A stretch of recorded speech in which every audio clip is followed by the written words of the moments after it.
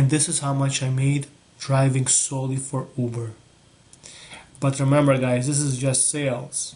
Uber takes their commission of 25%. You have to calculate your other expenses. For example, gas. And I spend about $45 a day on gas. But let's go ahead and round it up to 50 just to be safe. Now, for your car and insurance expenses, I rent a car so that I could drive for Uber and Lyft. Insurance is included in rent. I spend $420 a week on renting a car. What is the total profit? So let's go ahead and add everything up for all the 6 days that I worked. Let's add all this up. And $1,072. Uber is an international transportation network company designed as a modern alternative to traditional taxicab systems. The company is centered around a smartphone app that allows consumers to submit a trip request and drivers to directly respond from their own cars. Who created Uber? The network is headquartered in San Francisco and was founded as Uber Cab in 2009 by Garrett Camp and Travis Kalanick. Camp and Kalanick received $200,000 in seed funding before raising around $1.25 million of additional funds in 2010, their first full year of business. Number 8. How much is Uber worth? We're doubling, every 6 months, and really doing billions of dollars in transactions a year. The numbers get big quick. He attended UCLA to study engineering, and he also started his first company, an online file exchange service called Scour.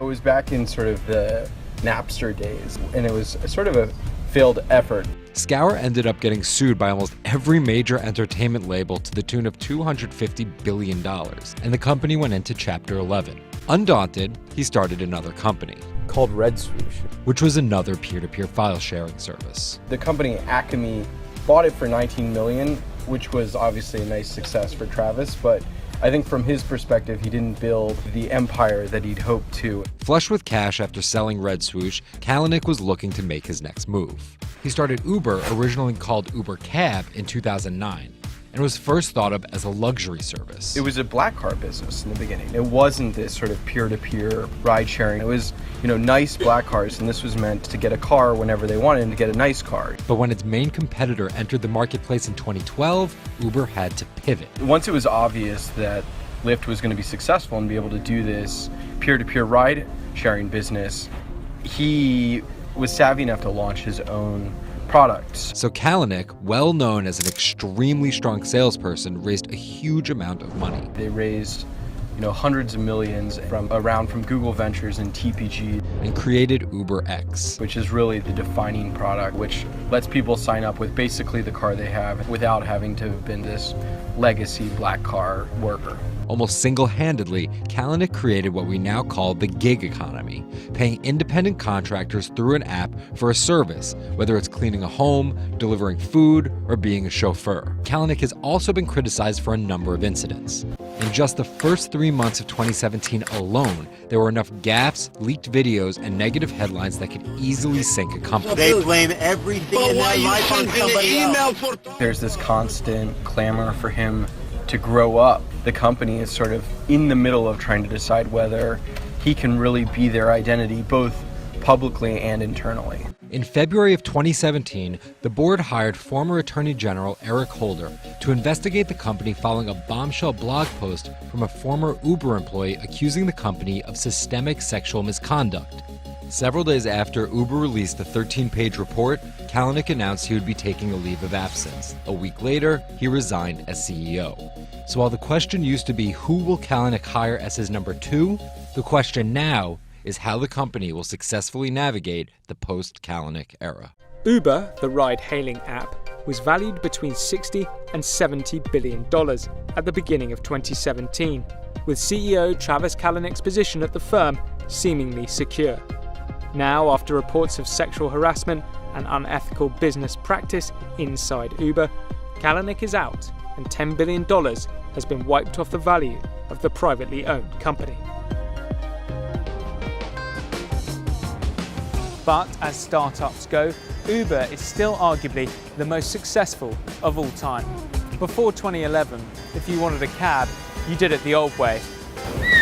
Now, for 50 million Uber users in 450 cities around the world, taxi transportation is determined by GPS and automated payments, all linked through smartphones. So, as the users increased, so did investors. Jay-Z and Jeff Bezos were just two of the notable backers who poured money into Uber, helping it grow and further disrupt the taxi industry. It wasn't all smooth sailing though. Uber's expensive push into China came to an abrupt end in 2016 when its domestic rival Didi Chuxing announced it had acquired Uber China. And more recently, Uber merged with Yandex, marking its exit from another major international market, Russia.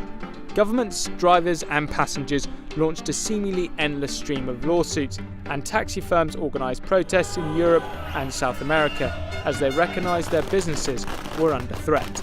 Uber's legal and ethical conduct was put under further scrutiny when their drivers argued that they were being exploited as part of the sharing economy. Despite this, Uber continued to transform itself from a black car service into an extensive logistics company, driving towards a future of autonomous vehicles. 2017, however, has put the brakes on Uber's and Kalanick's rise.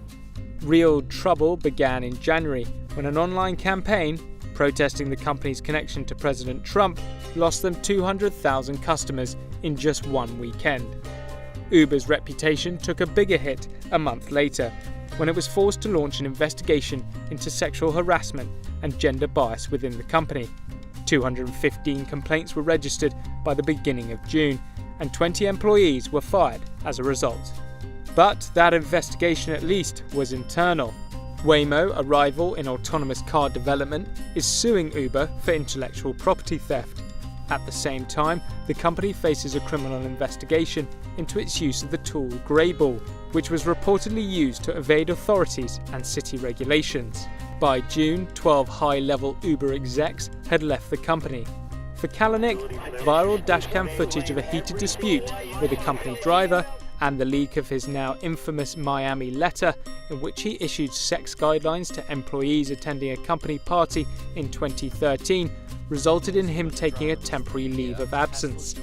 But 7 days later, that temporary leave turned into a permanent resignation.